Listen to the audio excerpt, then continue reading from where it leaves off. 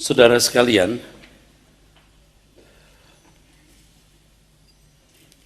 kekristenan itu unik sekali.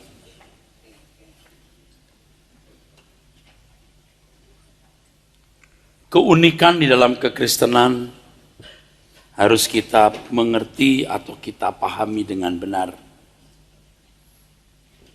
Untuk itu perlu waktu untuk belajar panjang atau belajar banyak, saudara. Kalau dalam agama-agama pada umumnya orang hidup benar baru bisa dekat dengan Tuhan. Orang hidup benar baru bisa menjadi kekasih Tuhan. Tetapi dalam kekristenan tidak mutlak demikian.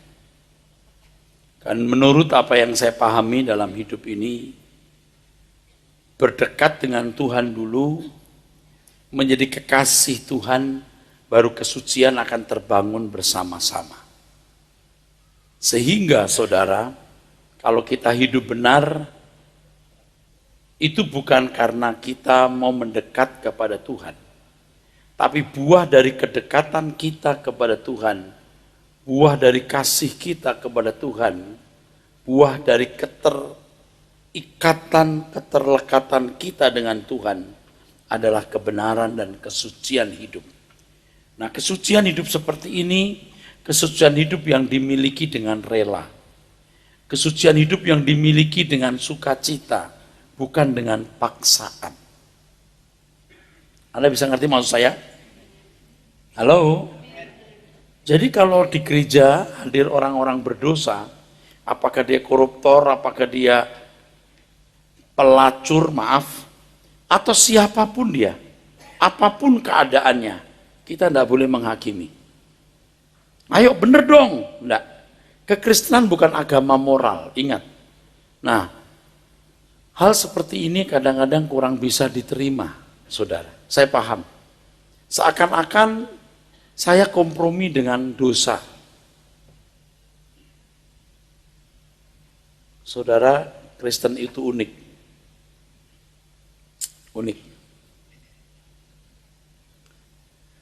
Kesucian hidup, kebenaran hidup harus merupakan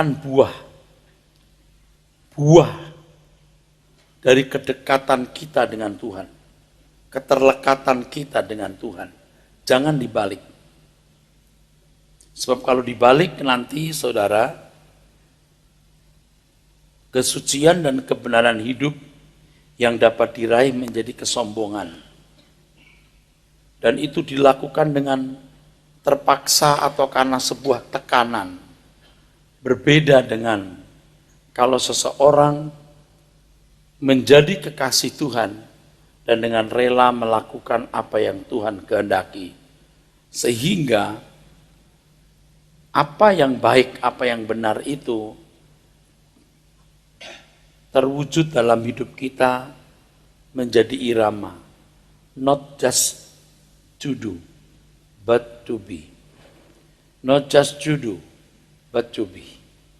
Bukan karena kita mau melakukan, tetapi karena kita menjadi.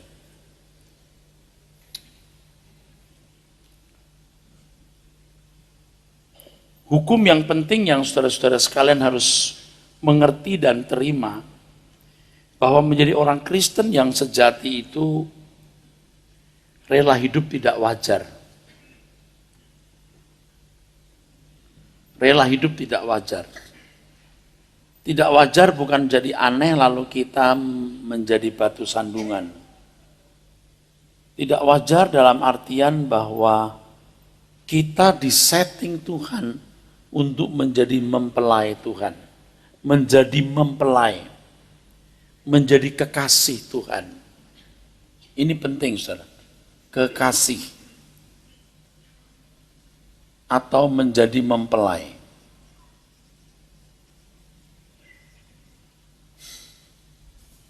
Tuhan.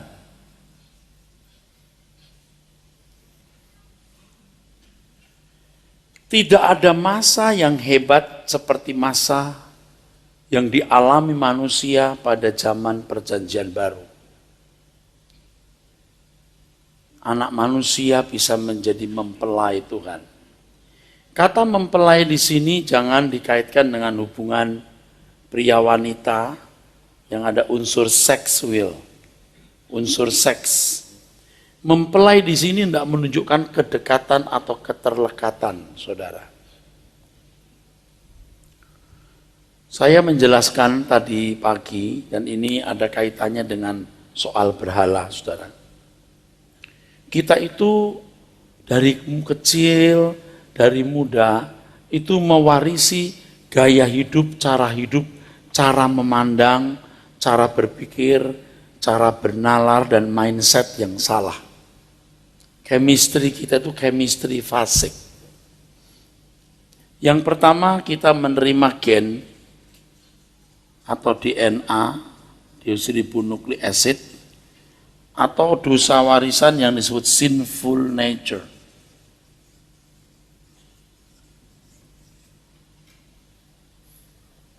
Otomatis itu melekat di dalam diri kita, saudara.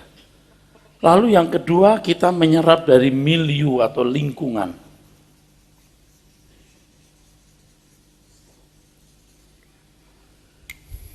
Berhari, berminggu, berbulan, bertahun, kita diajar untuk menemukan wajah yang menjadi kekasih kita. Kekasih kita adalah punya rumah pribadi, mobil pribadi, deposito yang cukup, barang yang berbranded, itu wajah. Wajah kehidupan yang kita ingini. Wajah kehidupan yang kita ingini, wajah. Dan chemistry seperti itu, saudara, itu melekat, menyatu dalam diri kita. Cocoknya sama wajah itu. Cocoknya sama wajah itu. Cocoknya sama wajah itu. Dan kalau itu terus dibiarkan sampai mati, dia memiliki cita rasa hidup, selera hidup, atau chemistry seperti itu. Misalnya begini. Itu saudara.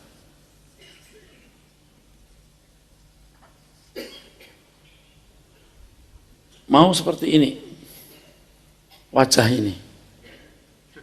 Ini yang cantik, ini yang menyenangkan. Lalu sekarang ada gambar wajah lain.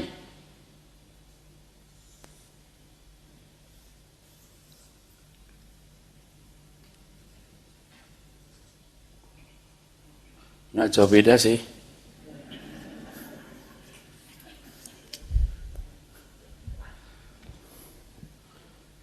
Udah enggak suka sama yang ini, aku maunya ini.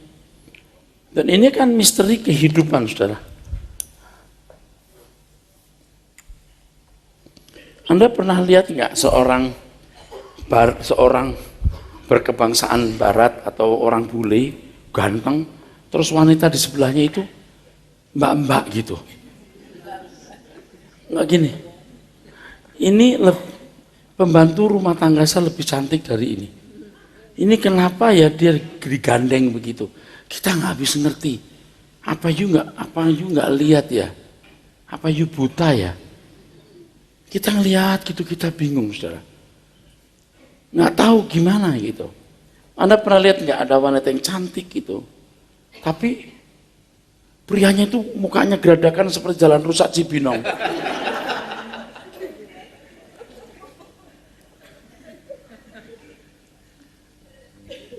Kita juga mikir, kok mau ya?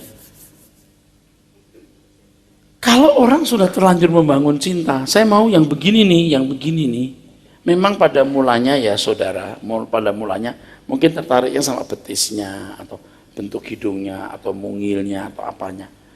Tapi akhirnya dia punya frekuensi itu ya, Parabolanya itu diarahkan ke sana terus. Disuruh pindah dia nggak mau. Makanya ya ibu-ibu ya, bapak-bapak kalau anaknya sudah mulai dewasa, mulai pacaran, itu harus strictly diperhatikan. Siapa temannya? Anak-anak suka tidak mau jujur kan? Itu pacarmu ya? Bukan mam, teman kita biasa-biasa saja. Mulanya biasa-biasa saja. Kalau sudah sampai krek, waduh bahaya. Dia nggak mau yang lain, saya mau yang ini. Saya nggak mau yang lain ini. Aduh nak, itu nggak cantik nak, itu lebih cantik. Ya sih, tapi aku mau yang ini. Nah, manusia itu dari kecil sudah dibesarkan dalam satu cara berpikir, cara bernalar tertentu. Jadi wajah yang dirindukan itu dunia ini. Dunia ini. Rata-rata saudara itu begitu. Sekarang Allah melahirkan kita. Kita dilahirkan oleh Allah melalui firman. Ya. Makanya saya tidak bisa bicara banyak kalau saudara tidak belajar firman. Belajar firman sampai cara berpikir, cara bernalar, mindset Anda dirubah, lalu Anda tidak mengendaki wajah ini. Anda mau yang ini, yang you coret sebelumnya. Lalu mengharapkan wajah lain, wajah Tuhan.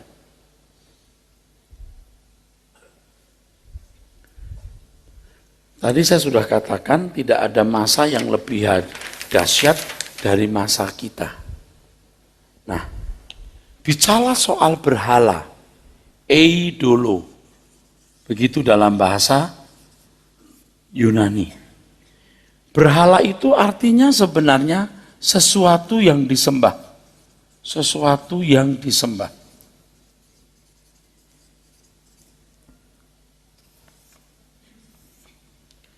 Kenapa disembah? Karena menjadi pelindung.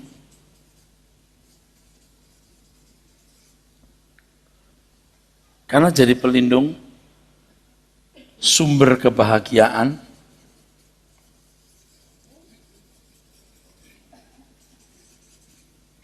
lalu bernilai.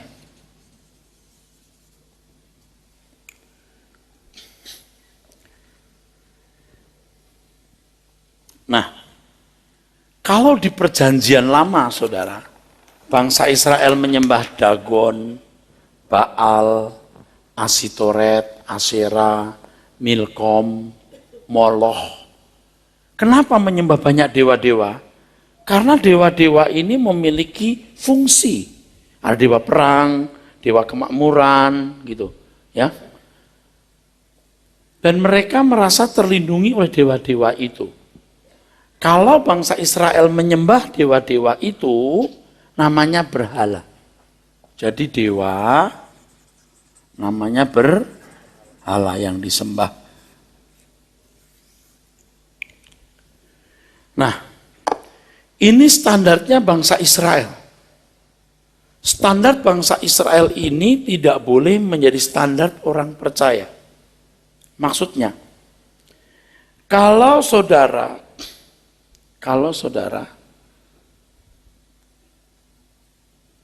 hanya tidak ke dukun lalu merasa tidak menyembah berhala, itu kan salah.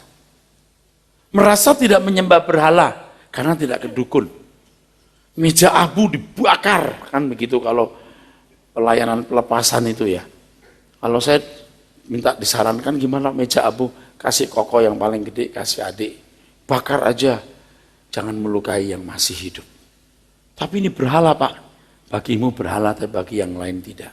Jangan memaksakan ukuran bajumu ke badan orang. Oke? Itu jadi kepahitannya dalam, saudaraku. Ya. Tapi kalau dirundingan keluarganya boleh dibakar, dibakar. Ya, oke. Kalau orang Kristen merasa tidak punya berhala karena bakar meja abu di rumah, tidak ke dukun, tidak punya berhala, lalu merasa tidak punya berhala, itu salah. Berhala itu artinya sesuatu yang disembah. Kalau orang Israel menyembah Allah, mereka punya ritual. Mereka punya seremonial menghadap ke Yerusalem. Sehari sekian kali. Itu orang Yahudi loh, menyembah ke Yerusalem. Jadi dimanapun mereka berada, mereka menyembah ke Yerusalem. Cuman masalahnya kalau naik kapal, itu bahaya. Kalau kapal belok, dia lagi menghadap begini, kapal belok kan mesti begini-begini.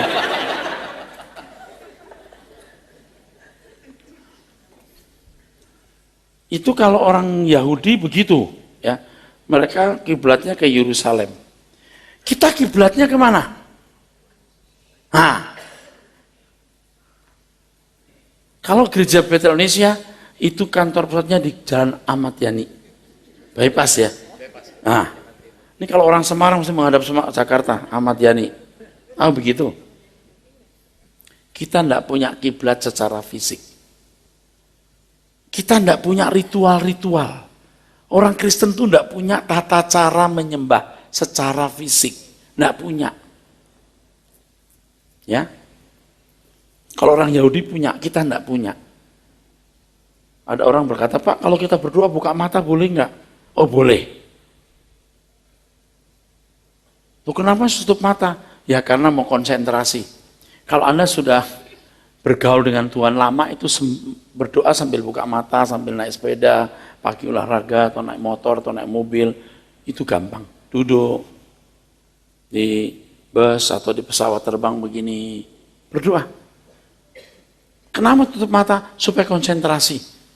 Kalau orang yang sudah biasa bersekutu dengan Tuhan tanpa tutup mata juga bisa.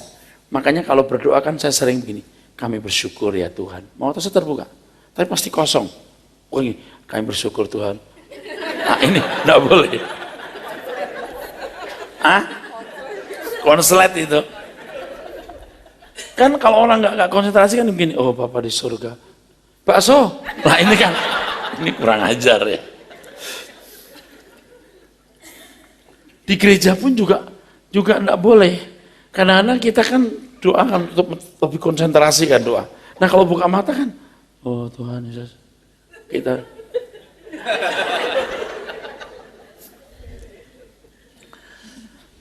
Nggak ada harus berlutut atau harus apa, harus begini, harus sekian kali. Nggak ada tata cara begitu. Nggak ada. Tuhan nggak pernah mengajar. Di perjanjian baru nggak ada sama sekali. Memang agama Kristen itu agama yang dianggap paling urakan. Tapi kalau sikap hati kita benar, sikap tubuh kita juga benar. Pasti berlututnya benar. Saya saja kalau berdoa pribadi, terus sembarangan duduk juga enggak enak, saudara. Bahkan kalau pakai kaos dalam saja suka, saya pakai kaos, jadi enggak enak gitu. Itu enggak tahu mungkin orang timur psikologinya gitu ya. Makanya ya saudara, doa itu mesti konsentrasi. Kenapa sih Pak Eras nggak bikin doa semalam suntuk? Kalau nggak terpaksa nggak usah. Karena irama malam itu tidur. Jangan maksa diri gitu. Kayak itu loh, kayak pewayangan kan ada orang yang minta bidadari gitu. Ada masyarakat minta bidadari gitu.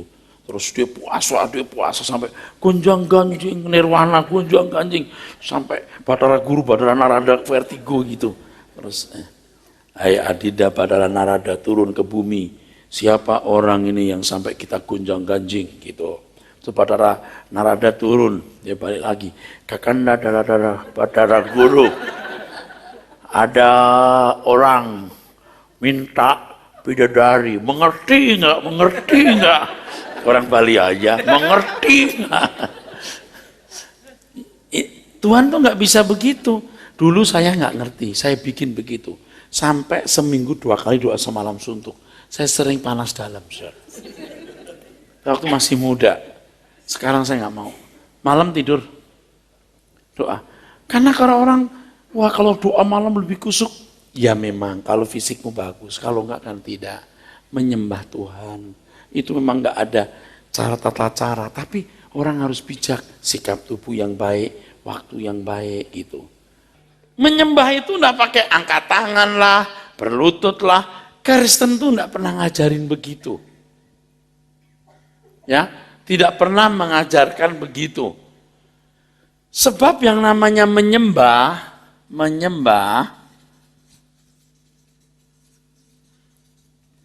itu sebenarnya, ya ini yang proskuneo. Artinya tunduk, tunduk, tunduk, tunduk. Bahasa Ibraninya sakah. Sakah, S-A-K-A-H-H. S-A-K-H-A-H, sakah. Tunduk. Itu pengertian sempitnya. Nanti saudara akan ingat terus, saya akan ulang-ulangi pelajaran ini. Sakah itu artinya tunduk. Pengertian sempitnya. Tapi pengertian luasnya memberi nilai tinggi. Menyembah bukan cuma soal tata cara agama atau ritual seremonial. Tetapi menyembah itu sikap hati yang memberi nilai tinggi Tuhan. Jadi sesuatu yang kau beri nilai tinggi itu berhalamu. Kalau orang Israel tidak di level itu, saudara, yang penting tidak punya Baal, tidak punya Dagon, tidak punya Milkom, Moloch, dewa-dewa ya, berhala-berhala, mereka datang ke bait Allah menyelenggarakan ibadah di bait suci. That's it, mereka dianggap sudah tidak punya berhala.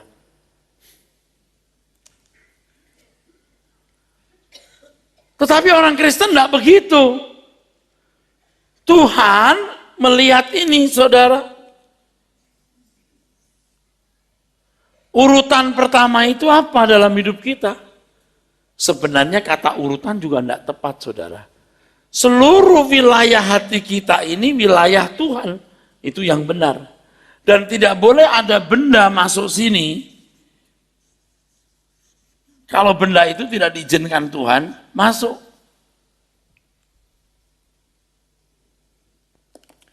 Tadi saya sudah menjelaskan bahwa dari kecil kita disetting dengan cara berpikir dan penalaran yang salah. Makanya orang ke gereja pun dalam rangka asas manfaat. Punya persoalan datang ke Tuhan, punya problem datang ke Tuhan, kan begitu. Itu asas manfaat. Mestinya enggak perlu begitu, you punya problem, selesaikan saja dengan tanggung jawab. Dan sementara engkau bergumul menyelesaikan masalahmu dengan tanggung jawab, mentalmu berkembang jadi baik. Amin. Mentalmu bertumbuh. Ini yang bikin agama itu, ini yang menimbulkan kecurigaan dan pandangan agama itu memperbudak, membodohi, karena begitu. Membuat orang tidak mengoptimalkan potensi. Kalau datang kepada Tuhan itu, orang menemukan maksud Tuhan menciptakan manusia itu apa. Saya ulangi terus ya, saudara biar ingat ya. Kalau orang kedukun kan karena asas manfaat. Mbah, saya belum kawin. Gimana, Mbah? Umur saya udah 39, Mbah. Saya ini kok nggak laku di pasaran. Saya mandiin bunga 7 rupa. Kamu akan kenceng di pasaran. Di pasaran kenceng dari berjaga ding-ding sampai rong-rong. Laku. Itu asas manfaat kan, enggak boleh gitu. Kalau ke Tuhan enggak boleh begitu. Tapi kalau masih begitu ya enggak apa-apa, kelasmu masih kanak-kanak. Pak Pendeta doakan dong supaya saya dapat jodoh. Ya. Nah, enggak mungkin dong ada gadis datang ke engkong-engkong ini, Kong, mau apa? Saya datang, Kong. Mau apa? Saya datang, Kong. Ya mau apa? Ya saya datang, Kong. Mau apa? Terserah engkau ngapain saya. Woi gila. Tapi kalau ke Tuhan begitu, Tuhan aku datang padamu. Kalau Tuhan tanya mau apa? Ya Tuhan ciptakan aku mau apa? Tuhan jawabnya diantaranya begini, menjadi kekasihku. Anak-anakku yang menjadi bagian hidupku. Saya tidak tahu gimana menjelaskannya, saudara. Dunia ini dengan segala keindahannya akan lenyap. You nggak akan bawa apapun. Yang dibawa cuma satu, Tuhan. Nah, jadikan dia kekasihmu. Caranya bagaimana? Jangan memberi nilai tinggi sesuatu. Tuhan harus merupakan nilai tertinggi hidup kita. Nah, berhubung kita dari kecil memang sudah salah berpikir, salah bernalar, mindset kita keliru, saudara, dari muda sudah keliru, maka sulit sekali, saudara, kita merubah. Nah, tanggung jawab saya di gereja ini memberikan firman yang merubah mindset saudara. Lagu-lagunya saja yang tadi itu sudah, bilakah ku pandang wajahmu di dalam kemuliaan Bapa surgawi, rinduku hausku akan dirimu, bilakah ku di sana selamanya. Nanti pasti ada lagu-lagu lagi yang lebih dahsyat nih, berikut-berikut nanti pasti lebih dahsyat. Saya tidak peduli Anda punya latar belakang model apa. Siapapun Anda saya tidak peduli. Saya perkenalkan kebenaran, Anda jadi kekasih Tuhan, nanti hal-hal yang tidak pantas itu akan lurus sendiri. Itu otomatis. Otomatis. Anda masih bersama saya? Jangan jadi agama moralis. Kekristenan bukan agama, tapi jalan hidup. Christianity is not religion, but the way of life. But the way of life. Jadi hati kita ini loh yang memberi nilai tinggi Tuhan. Siapa yang kau beri nilai tinggi, kepadanya kamu menyembah.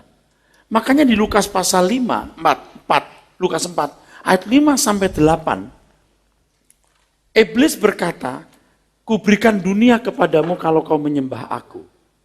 Jadi mengingini dunia, memberi nilai tinggi dunia sama dengan menyembah iblis. Nah, orang yang tidak mengerti kebenaran akan berkata, wah keterlaluan banget itu pendeta. Mosok kita ingin dunia menyembah iblis. Ya Alkitab ngomongnya begitu bro. So aku tidak bisa menghindar. Ini bukan mau-mau beta. Tuhan yang ngomong begitu. Hah? Halo? Tapi saya nggak suka Pak. Terserah situ. Ini daganganku. Mau beli silakan, nggak mau beli silakan. Artinya mau bayar silakan, nggak mau bayar silakan. Emangnya jual beli Pak? Bukan jual beli pakai uang, pakai sikap hati. Saya mau terima nih Pak. Oke, ayo. You tidak akan pernah menyesal kalau ngikuti yang saya katakan. Saya nggak ingin duitmu atau apamu, hatimu untuk Tuhan. Bukan juga untuk saya loh, untuk Tuhan loh. Saya membuat Anda atau menggiring Anda jadi kekasih Tuhan. Tapi ingat ya, saya sudah katakan tadi bahwa wilayah hidup kita itu, saya hanya bisa membawa ke wilayah yang terbatas. Saya mengajarkan kebenaran dan saya berusaha jadi teladan. Selebihnya Anda cari Tuhan sendiri dong.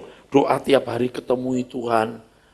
Coba kalau misalnya di rumah jam 10-11 malam atau boleh juga tengah malam, enggak apa-apa, kapan saja, asal Anda kuat secara fisik. Duduk di kursi diem. Tuhan, ini waktu ketemu Engkau. Tuhan, udah nyanyi, terus doa lagi. Coba nanti Anda kan punya seni. Seni ketemu Tuhan. Dan setiap orang punya seni yang berbeda. Lagu-lagu yang saya tulis itu, sering saya dapat waktu saya berdoa. Bukan maksud mau dikarang-karang gitu, enggak. Waktu saya lagi berdoa, saya menemukan. Yang terakhir-terakhir, 2 minggu ini, ku mau hidup, seturut kehendak-Mu Tuhan. Ku mau memberi semua yang dapat ku berikan. Itu kira-kira ada suara gitu di hati saya. Bener nih. Udah nggak ada pilihan. Ya Tuhan, saya tahu saya bakal mati nggak bawa apa-apa kok. Semua yang saya miliki Tuhan mau ambil silakan. Kalau ada bagian hidupku yang belum kau ambil, ku pertahankan, ku berikan. Kadang-kadang saya berpikir begini, lama-lama siapa yang mau dengerin khotbah saya? Bisa nggak ada loh. Bisa nggak ada. Tapi nggak mungkin nggak ada. Karena pasti banyak orang-orang yang pasti bersedia mau dibentuk Tuhan dan diproses Tuhan. Nyatanya muka saudara saya lihat pagi sore. Coba pagi sore kayak restoran Padang aja pagi sore. Itu berarti Anda mencari kebenaran. Betul nggak saudara? Saya cuma membimbing Anda ke satu wilayah tertentu. Kalau Paulus mengatakan di 2 Korintus 11, kita baca dah ya, supaya kelihatan rohani sedikit ya. Kalau nggak baca Alkitab, dikira-pikir kita nggak rohani toh. 2 Korintus 11. Ayat 2 kita mulai. Sebab aku cemburu kepada kamu dengan cemburu ilahi, Ya. karena aku telah mempertunangkan kamu kepada satu laki-laki untuk membawa kamu sebagai perawan suci kepada Kristus. Perawan suci. Kalau Paulus kepada jemaat Korintus waktu itu, ya, membawa jemaat jadi perawan suci, saya Erastus mau mengajak saudara jemaat Rehoboth jadi perawan suci, atau jemaat manapun yang datang ke Rehoboth jadi perawan suci. Kalau ada tujuan lain selain ini dalam hidup pelayanan saya bukan jahat, sangat jahat. Saya menipu saudara. Makanya Anda harus mau saya ajak untuk menjadi mempelai. Kalau Anda tidak mau, saya nggak berdaya juga. Ini tergantung saudara loh. Saya seperti mak comblang, dan saya sendiri juga sudah pernah dicomblangi orang. Saya pilih Tuhan Yesus. Saya memilih Tuhan Yesus. Saya belum hebat banget, belum. Tapi saya memaksa diri jadi mempelai Tuhan. Memaksa diri jadi kekasih Tuhan. Amin. Bisa. Bisa. Bisa. Terus? Tetapi aku takut kalau pikiran kamu disesatkan dari kesetiaan kamu yang sejati kepada Kristus, Ya. sama seperti Hawa diperdayakan oleh ular itu dengan kelicikannya. Kalau Adam dan Hawa menghormati Tuhan, memberi nilai tinggi Tuhan, dia tidak akan melanggar firman-Nya. Setuju? Amin? Iya, karena dia tidak menghormati Tuhan, saudaraku. Dia tidak menghormati Tuhan. Nah, tanpa sadar kita juga bisa ditipu oleh kuasa kegelapan dengan adanya banyak berhala. Ada banyak berhala dalam hidup kita. Dan kita merasa itu wajar. Itu wajar-wajar saja. Tidak wajar, saudaraku. Tidak wajar, saudara.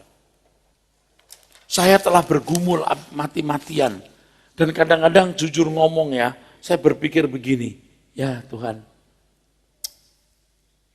aku kerja keras untuk bisa mencapai level ini, rasanya kerja keras mati-matian kayak begini gitu. Terus gimana dengan jemaat yang memang kurang serius dengan Tuhan? Yang serius saja rasanya nggak nyampe-nyampe ya. Tadi waktu saya dari Citycon datang kemari juga saya berkata dengan salah seorang sahabat yang bersama dengan saya berkata, aduh orang ngerti enggak ya? Itu yang bikin saya kadang-kadang merasa sepi ya Pak ya, suffering gitu. Aku udah kerja keras ini kok nggak berubah rasanya ya. Kalau ibarat naik bukit itu saya sudah terseok-seok gitu. Aduh, udah capek aja baru sampai di sini. Ini yang masih di bawah-bawah sana, mau nggak ya naik ke sini ya? Ya cuman sering menghibur diri begini, ya nggak semua orang sama gitu. Tapi kalau bisa kenapa kita nggak mau? Halo? Logis nggak saudara bahwa hidup kita ini singkat, kita akan menatap kekekalan, amin? Logis nggak? Logis kan? Ayo kita sungguh-sungguh yuk. Nah, banyak orang merasa berhak memiliki apa yang orang lain miliki dan memiliki kesenangan yang orang lain juga miliki. Sampai tidak bisa membedakan antara kebutuhan dan membangun pencitraan diri dengan berbagai fasilitas. Dan itu irama hidup yang kita peroleh sejak muda. Sebenarnya orang-orang seperti ini menjadikan dirinya Tuhan. Dia mendandani dirinya dengan kehormatan manusia, dengan fasilitas, dengan barang berbranded. Ya. Bukan tidak boleh. Boleh, sudah punya duit beli, boleh. Tapi jangan membangun citra diri dengan hal-hal itu. Dan orang-orang seperti ini, saudaraku, orang-orang yang sebenarnya menjadikan dirinya Tuhan. Oh enggak kok Pak, enggak. Majikan itu dirimu sendiri. Kamu puaskan dirimu, kamu senangkan dirimu. Karena kamu melihat orang lain punya ini, kamu juga merasa berat punya itu. Orang lain berbuat begitu, Anda juga merasa berat punya hak untuk berbuat begitu. Akhirnya saudara, ia tidak menyembah Allah tapi memberhalakan dirinya dan memberhalakan dunia ini. Ini menyembah iblis namanya. Ini menyembah iblis namanya. Dan orang seperti ini, orang yang kejam terhadap dirinya sendiri. Dia sewenang-wenang terhadap dirinya sendiri. Dia membinasakan dirinya sendiri. Dan banyak orang Kristen yang terbelenggu oleh cara hidup tersebut. Pasti orang-orang seperti ini tidak memperlakukan Tuhan sebagai nilai tertinggi kehidupan. Bukan berarti lalu dia tidak bergereja, dia bisa bergereja. Dia bisa jadi aktivis jemaat, bahkan dia bisa menjadi pendeta. Tetapi dia tidak memberikan Tuhan nilai yang tertinggi di dalam kehidupan. Nah, sekarang masalahnya bagaimana kita menjadikan Tuhan itu sebagai Tuhan dan tidak punya berhala yang lain, tidak punya berhala. Bapak Ibu, mengenal Tuhan. Ini jalannya, saudara. Mengenal Tuhan di dalam pikiran dan merasakan Tuhan, mengenal Tuhan dalam pikiran, perhatikan, dan merasakan dalam perasaan.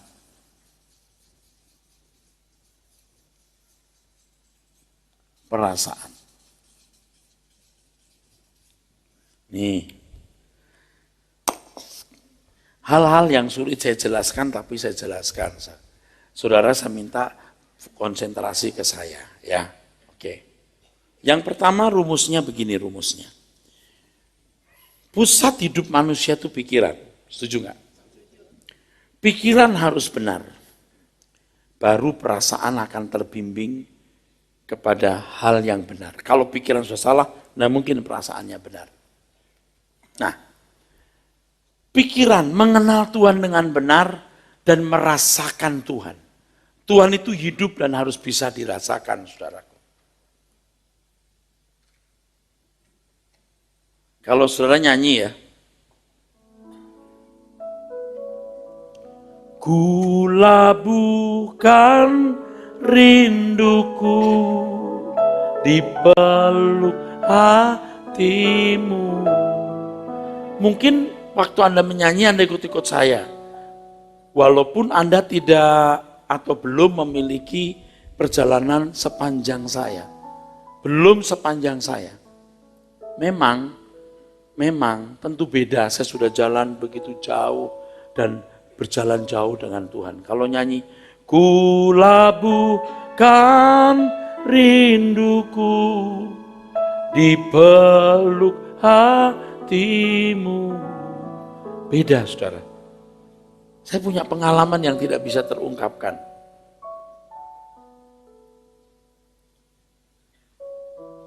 Kalau saya misalnya nyanyi, ku mau hidup seturut kehendak-Mu Tuhan. Saya sudah melewati fase-fase berat dalam hidup dan saya memilih Tuhan. Ketika Tuhan memberikan saya peluang untuk menikmati yang lain, saya tolak, sakit daging saya. Kasih keindahan yang lain, saya tolak, sakit hati saya. Itu perjalanan panjang. Nah, saudara kan belum mengalami, enggak apa-apa. Tapi Anda mau mengasihi Tuhan. Anda berkata, kulabuhkan rinduku di peluk hatimu. Harus ada komitmen dulu. Tuhan, aku memilih Engkau. Walaupun aku enggak tahu kayak apa sih indahnya Tuhan. Macam apa sih indahnya Engkau. Tapi aku memilih Engkau Tuhan. Dan sementara itu saudara saya kasih firman terus. Saya tadi katakan saya seperti Paulus yang mau mempertunangkan saudara dengan Tuhan Yesus. Saya tidak boleh mengingini apapun yang Anda miliki. Saya betul-betul belajar ya. Tidak mengingini apapun yang Anda miliki. Apakah itu amplop, uang, atau fasilitas. Kalau pakai kata yang tepat, saya terhina. Pekerjaan saya nggak boleh bisa dibayar pakai duit. Dan saya bangga dengan pekerjaan ini. Saya bangga. Saya menjadi hamba Tuhan yang mempertunangkan saudara dengan Tuhan Yesus. Itu pekerjaan yang agung. Tidak ada yang lebih besar dari ini, saudara. Ya. Nah, saudara nyanyi punya komitmen itu. Punya komitmen dikembangkan terus. Ayo.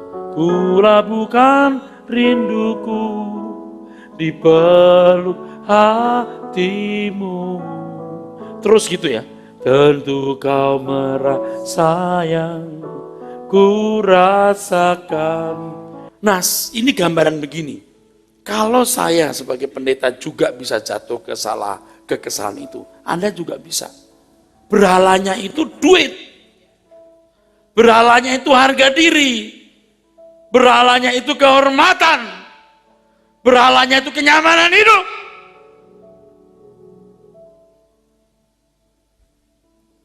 Berhala itu sesuatu yang disembah.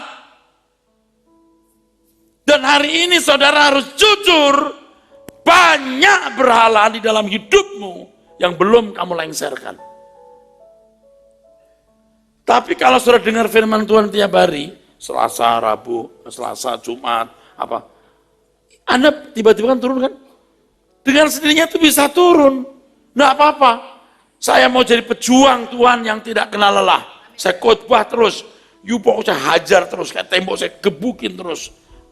Yang runtuh-runtuh, yang nggak runtuh terserah. Nalarnya itu mesti benar. Mengenal Tuhan. Seperti orang yang di Injil Matius, perumpamaan mengenai harta yang terpendam, dia bertani, lalu ada kekayaan, harta yang tersimpan di dalam tanah. Dulu kan nggak ada kristal atau tidak ada kaca, semua bejana tanah liat. Nggak kelihatan, harus dipecah dulu. Kerja keras baru melihat kekayaan itu, saudara. Setelah melihat itu baru berani barter. Anda harus lihat kemuliaan Allah dulu, keagungan Tuhan dulu. Nah, ini satu hal ya. Anda nangkep enggak, tapi saya ngomong ya. Begini saudaraku. Ketika Anda belajar firman Tuhan, ini saya alami. Dan saya kira beberapa saudara mengalami juga kalau serius sering mendengar saya berkhutbah. Begini saudara. Kita itu kagum 1.500 tahun penulisan Alkitab. Dari 40 orang. Kok bisa begitu cerdasnya mengarahkan kepada keselamatan Tuhan Yesus? Itu nggak dikarang-karang. Kekaguman kita akan kebenaran di dalam pikiran atau rasio kita, itu membawa kita kepada penalaran yang sehat dan perasaan yang benar. Jadi ketika saudara nyanyi, apa tadi kulabuhkan? Dengan pengertian, ku labuhkan rinduku di peluk hatimu. Dengan pengertian. Dengan pengertian, saudara. Dan untuk punya pengertian ini perlu waktu. Tidak bisa sekejap chemistry-nya itu merubahnya. Itu perlu waktu, saudaraku sekalian.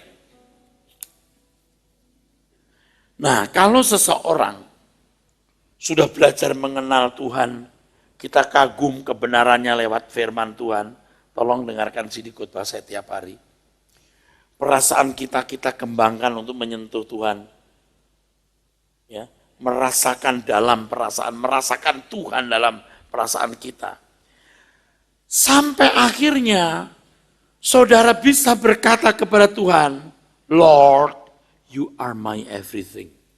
Kau segalanya bagiku. Betapa banyak kalimat senada seperti ini diucapkan terhadap Tuhan. Tuhan kau segalanya bagiku, tapi tidak mengerti maksud perkataan itu. Dan banyak orang, saya khawatir banyak orang sesat dalam pikiran mereka. Merasa sudah menjadikan Tuhan segalanya, padahal betul. Padahal belum betul-betul menjadikan Tuhan segalanya dalam hidup. Bapak Ibu bisa lihat enggak pedagang-pedagang yang membujuk-bujuk kita untuk membeli barangnya? Tahu? Bagaimana dia membujuk-bujuk kita, memuji-muji kita, kasih minum, tahu enggak? Supaya kita beli barangnya. Nah, tanpa sadar kita bisa begitu terhadap Tuhan. Baik-baik sama Tuhan, akrab-akrab sama Tuhan. Ada udang di balik piring. Di balik rempeyek boleh. Nggak tulus. Sebab orang berkata, Tuhan, aku membutuhkan Engkau atau membutuhkan sesuatu. Aku membutuhkan Engkau karena Engkaulah yang kubutuhkan.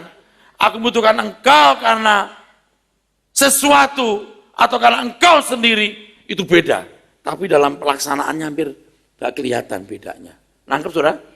Semua datang begini mau apa?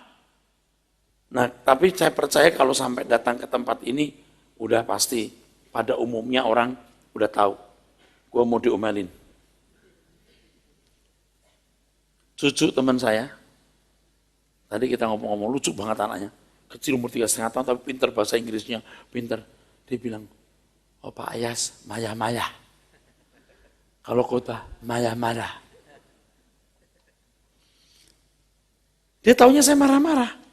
Ini anak kecil loh, marah-marah. Ya karena nadanya kayak begini, saudara. Ternyata yang dimarah-marah datang lagi. Mau diubah. Jadi saudara kalau datang kan, apa sih maunya saya? Oh biar jadi anggota jemaat. Oh enggak, you nggak jadi anggota kita juga nggak masalah. Enggak problem. You mau apa sih? Saya cuma mau jadi seperti Paulus yang membawa you jadi mempelai Tuhan. Amin. Tapi you mesti mau. Caranya gimana? Robah pikiranmu. Robah terus mengenal Tuhan. Sampai and everything surround me come shadow in the light of you. Segala sesuatu di sekitarku jadi pudar di hadapan Engkau. Become shadow. Jadi luruh melihat keindahanmu. Kan orang nggak bisa melihat keindahan Tuhan dalam sekejap. Perlu waktu panjang. Nah kalau saudara tidak mau setia terus menerus, ya nggak bisa.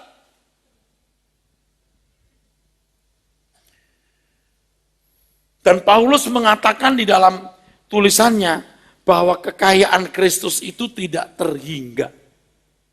Kekayaan Kristus itu tidak terhingga.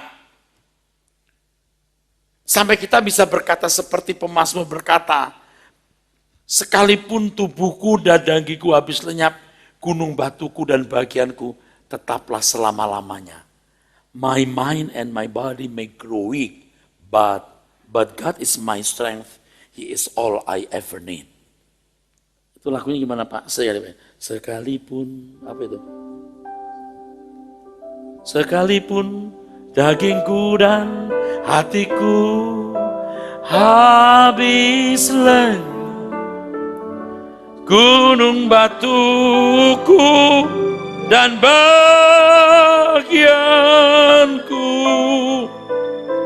tetaplah Allah selama-lamanya. Oke, dengerin saya baik-baik. Nah, untuk Tuhan kita harus lebih dari itu. I adore you, Lord. Harus mengagumi. Nah, bagaimana kita bisa mengagumi Dia kalau kita tidak mengenal Dia? Beda kalau orang punya berhala. Setahun, 2 tahun, 3 tahun, 4 tahun dagang nggak laku-laku. Restorannya sepi. Aduh, sering rugi. Mau tutup salah, nggak tutup salah. Dia pergi ke Gunung Kawi. Dikasih pasir Gunung Bromo. Dikepret-jepret, langsung laris. Amazing. I adore you Gunung Kawi. Kan gitu. Betul nggak? Ngerti nggak? Dia bisa setia. Tapi cuma itu doang. Allah kita jauh lebih hebat dari Gunung Kawi. Tapi kan masalahnya begini, saudara.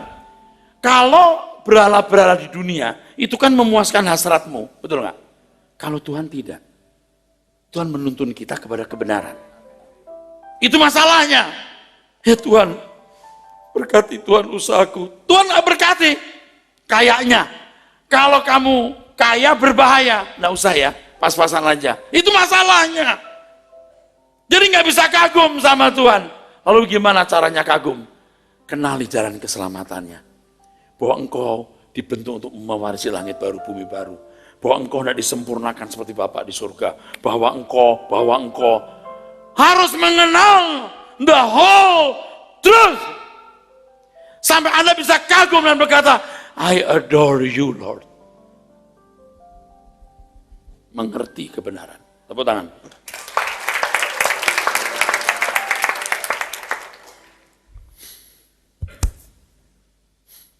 Saya bukan mau memuji diri ya saudara.